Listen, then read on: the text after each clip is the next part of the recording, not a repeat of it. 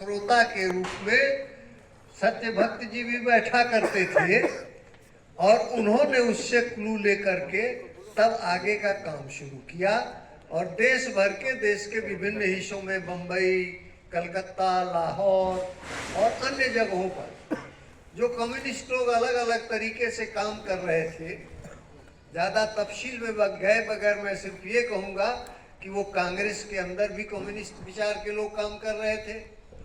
मजदूर Kisan party, peasant and workers party बना करके काम कर रहे थे। क्रांतिकारी समूह भगत सिंह वगैरह के जो समूह थे उसमें भी कम्युनिस्ट विचार पनप रहे थे, भगत सिंह समेत, जिसमें से अनेक लोग बाद में आकर के कम्युनिस्ट पार्टी में शामिल। फिर इन लोगों को बुला करके कानपुर में ये सम्मेलन आयोजित करने का बड़ा काम सत्यभक्त जी ने किया। अब ये सत्यभक्त जी कौन थे, हमको तो उनके बारे में कुछ जानना चाहिए ना। ये बहुत सारी बातें हमारा जो साहित्य उपलब्ध है उसमें उनके बारे में हमको भी बहुत मालूम है। तो मैंने बड़ी कोशिश करके और जो आर्काइव्स में, अभिलेखागार में, नेहरू मेमोरियल के लेखागार में जो कुछ दस्तावेज हैं उनके आधार पर ये जानने की कोशिश की कि भाई ये सत्यभक्त कौन थे, कैसे पार्टी की स्थापना की ओर बढ़े, ये हमारे साथियों को मालूम होना चाहिए। बाद के दिनों में ये सत्यभक्त जी सन्यासी हो गए थे, उसकी अलग कथा है, लेकिन जो काम उन्होंने किया तो मैंने जो वो शोध करके कुछ निकाला है उन तथ्यों को आपके सामने, और मैं समझता हूँ कि मुजफ्फरपुर की धरती इसके लिए माकूल धरती है, क्योंकि यहाँ के साथियों के समझ का स्तर उतना ऊंचा है, पहले से रहा है, कि वो इन चीजों पर गौर कर पाएंगे और ये करेंगे। सबसे पहली बात कि ये सत्यभक्त जी जो थे तो 12-13 साल की उम्र में जब ये स्कूल में पढ़ते थे तो कौतूहल बस इन्होंने मैंसील, पोटास, आंवला सार और गंधक मिलाकर उसका परीक्षण किया, अचानक विस्फोट हो गया। अब सोचिए जिंदगी की शुरुआत 12-13 साल की उम्र में होती है और बाएं हाथ की उंगली का 1/3 भाग उड़ गया। 12 साल की उम्र में सत्यभक्त की बाएं हाथ की उंगली का 1 भाग उड़ गया। उसके बाद थोड़ा और बड़े हुए, गांधी जी के आश्रम में गए। गांधी जी की चलती थी, गांधी जी का नाम था, प्रभाव था, तो गांधी जी के आश्रम में गए और अस्थाई तौर पर गांधी जी चाहते थे कि सत्यभक्त वहां पर अस्थाई रूप से रहे, लेकिन सत्यभक्त लिखते हैं कि कुल मिलाकर 1 वर्ष गांधी के पास रहा।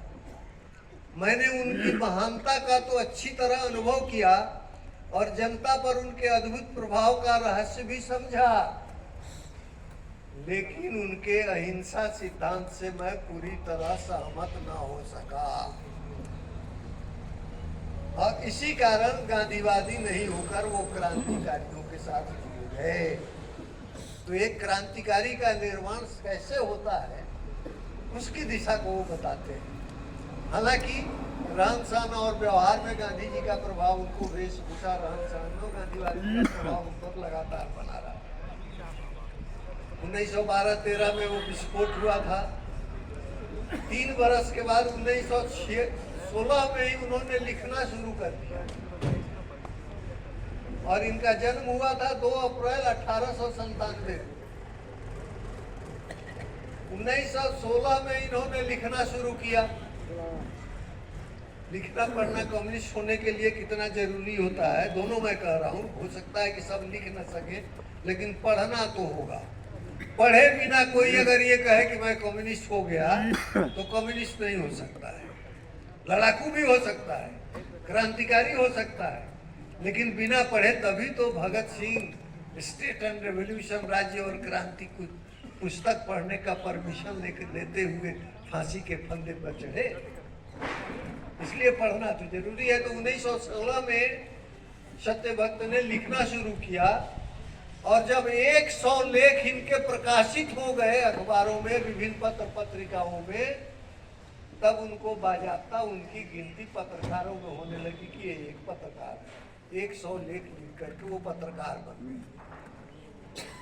6 अप्रैल 1916 की घटना है। 6 अप्रैल 1919 को इलाहाबाद आए, जिस दिन वहां पर संयोग से सबसे बड़ी मजदूर सभा उस जमाने की इलाहाबाद में हो रही थी। देखिए कैसे कैसे ये क्रांतिकारी जमात में आने के बाद कैसे कैसे क्या क्या खोजते, कहाँ कहाँ पहुँचते हैं।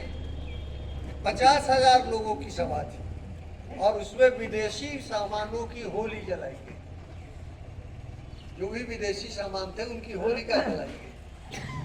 फिर 1921 में जो गांधी जी का असहयोग आंदोलन शुरू हुआ उसको देखा, उसके बारे में वो लिखते हैं कि लोग आवेग में उसमें शामिल हो गए थे। जो चौरी चौरा घटना के बाद उन्होंने वापस किया था, सत्यभक्त ने उसको कैसे देखा कि लोग आवेग में उसमें शामिल हो गए थे, उनमें बदलाव नहीं आया था। वो अंदर से बदले नहीं थे, शामिल हो गए जो उसमें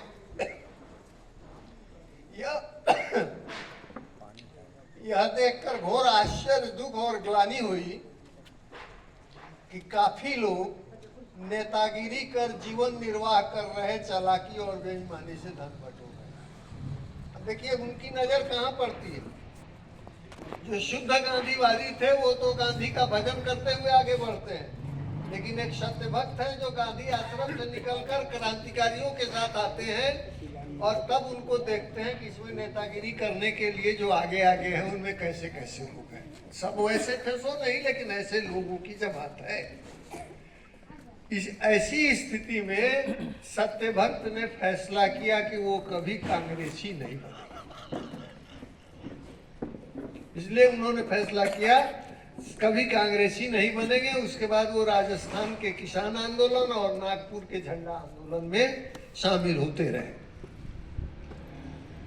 2 बरस बाद सितंबर 1923 में वो कानपुर चले आए और मजदूर आंदोलन से अपने को जोड़ा। अब मजदूर आंदोलन से जोड़ा और पहली लेखमाला भारतीय श्रमजीवियों का संदेश उनकी छपी। कई लेखों का वो संग्रह था। 1924 ईस्वी में उन्होंने एक पुस्तक छपाई, बोल्शेविज्म क्या है। 1925 में आयरलैंड के गदर की कहानियां प्रकाशित करवाई और इसी साल अगले 7 साल नामक पुस्तिका छापी ब्रिटिश राज के खात्मे के भावबोध के साथ, जिसको सरकार ने जब्त कर लिया। 1 जनवरी 1926 को साम्यवादी पत्रिका का प्रकाशन हुआ, जिसका प्रवेशांक काफी चर्चित रहा। और उसी संदर्भ में उसमें आप देखेंगे, उसमें लिखते हैं कि भारतीय समाज में साम्यवाद की व्यवस्था, पुस्तक उन्होंने लिखी भारत में साम्यवाद, उसकी कुछ पंक्ति मैं सिर्फ पढ़ के सुनाता हूँ। ये सत्यभक्त की राय है, समझ है। संसार में जितने देशों में कम्युनिज्म को सफलता मिली है, उन सभी में कुछ बातों पर मतभेद है और सबने अपनी परिस्थितियों को ध्यान में रखकर ही अपना कार्यक्रम तैयार किया है। रूस हो, चीन हो, वियतनाम हो, क्यूबा हो, सबकी अपनी अपनी अलग अलग परिस्थितियां जो थी उसके हिसाब से मार्क्सवाद का विकास करके उसको अपने यहाँ उन्होंने लागू किया है। उनकी समझ के हिसाब से यदि भारतीय जन की रुचि अध्यात्म की तरफ है तो कम्युनिज्म के प्रचार में उसकी इस विशेषता को ध्यान में रखना कोई दोष की बात नहीं है। ये 1926 में वो। वैसे भी यदि देखा जाए तो यूरोपीय देश की भौतिकता की आधारशिला अभी तक अस्थायी और कल्याणकारी साबित नहीं हुई है। यूरोप का जो उस समय विकास हो रहा था, भौतिक विकास, उसका प्रभाव उस कदर नहीं हो पाया था जितना अभी भी लोगों के मन में आध्यात्मिकता का था। इस त्रुटि को दूर करने के लिए उसमें मनुष्य की आध्यात्मिक भावनाओं पर ध्यान देना आवश्यक है। अच्छाई के लिए जो आकर्षण हो, सच्चाई के लिए जो आकर्षण हो, ये जो आध्यात्मिकता का एक पक्ष है, उसको कहीं ना कहीं उसमें सम्मिलित किया जाना चाहिए। ये इस रूप में सत्य भक्त का विकास चलता। उसके पहले कुछ घटनाएं घटी थी भारत के संदर्भ में। जब हम कम्युनिस्ट आंदोलन पर विचार करते हैं तो 1917 की रूस की जो क्रांति हुई लेनिन की राहबरी में, उसके पहले भारत में, हमारे देश में जो आजादी की लड़ाई अंग्रेजों के खिलाफ चल रही थी, उसमें 1914 ईस्वी में ही एक बर्लिन कमेटी, ये कम्युनिस्ट पार्टी की स्थापना से जुड़ी हुई चीजें हैं, एक बर्लिन कमेटी बनी थी। बर्लिन में यहाँ से कुछ लोग गए थे और जिसके नेता थे बी चट्टोपाध्याय और भूपेंद्र नाथ दत्त। 1917 में ये लोग, इसके नेता लोग रूसी क्रांति के बाद लेनिन और उसके नेताओं से, कम्युनिस्ट इंटरनेशनल के नेताओं से मिले थे।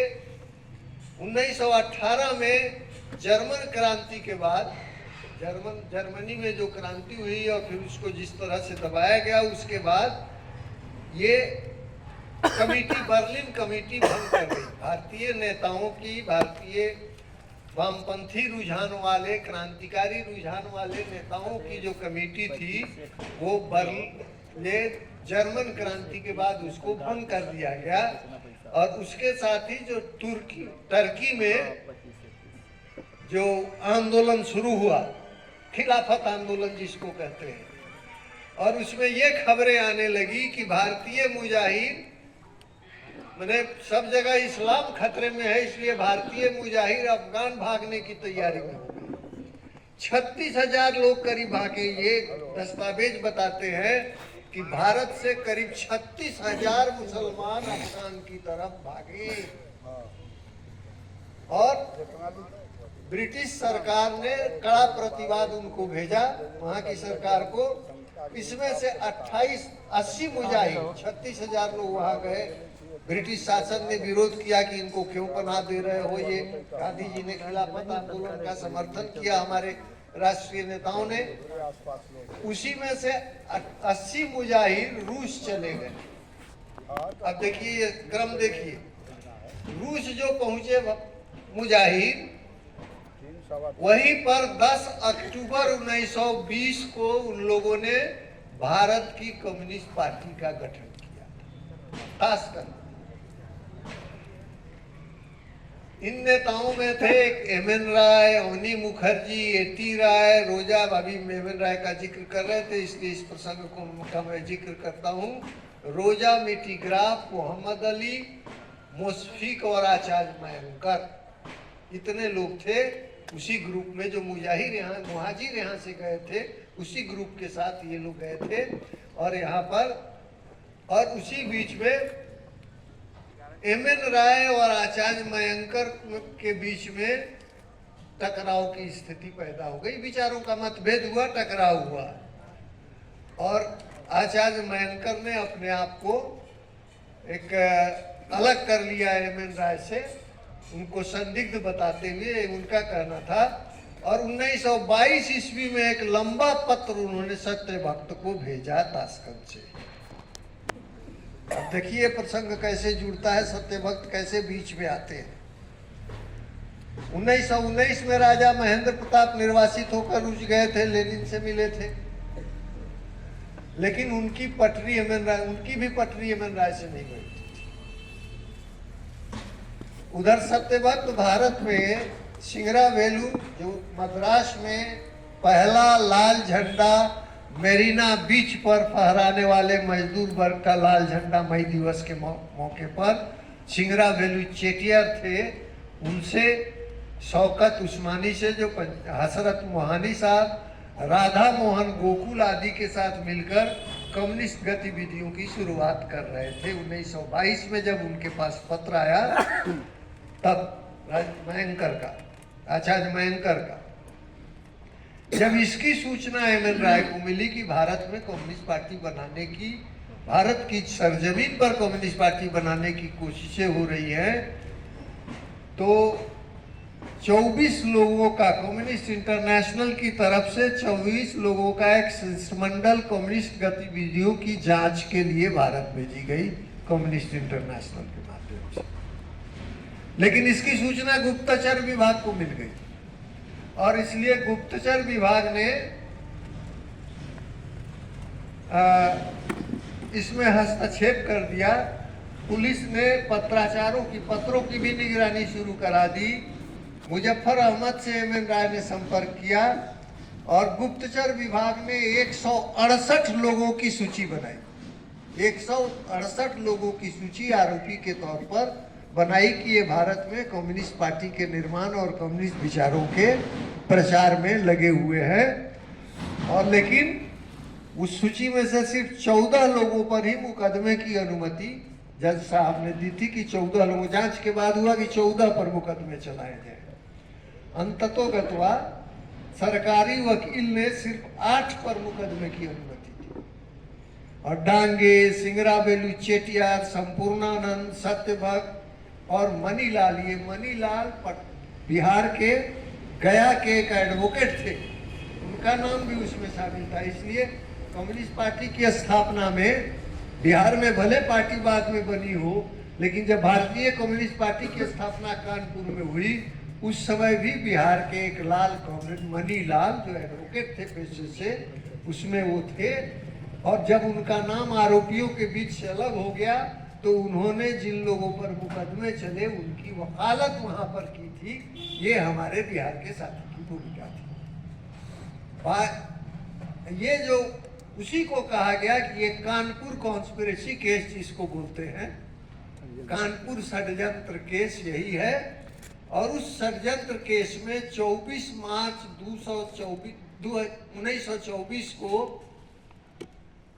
जो जज साहब थे, जो जूरी थी, उसने सिर्फ 4 को ही अभियुक्त माना और उन्हें 4-4 साल की कारावास की सजा सुनाई गई। लेकिन कोर्ट ने अपने फैसले में क्या कहा, इससे आपको कम्युनिस्ट पार्टी की स्थापना 25 में होने की पृष्ठभूमि मिलती है। कोर्ट ने फैसले में कहा कि हम कम्युनिस्टों के सिद्धांत के प्रचार को अपराध नहीं मानते। हम कम्युनिस्टों के कानपुर कॉन्स्पिरेसी केस के फैसले में, जजमेंट में जज साहब कहते हैं कि हम कम्युनिस्टों के सिद्धांत के प्रचार को अपराध नहीं मानते। अभियुक्तों को जो सजा दी गई है उसका कारण सम्राट के विरुद्ध उनका षड्यंत्र करना था, यानी ब्रिटिश क्राउन के खिलाफ, ब्रिटिश सम्राट के खिलाफ वो साजिश कर रहे थे, इसलिए दी गई है। विचार के प्रचार को हम दोष नहीं मानते हैं, अपराध नहीं मानते। और इसी के तहत अभियुक्तों में डांगे, सिंगराबेलू चेटियार पर वारंट जारी किया गया। मुजफ्फर अहमद, शौकत उस्मानी, नलिनी गुप्ता को जेल भेज दिया।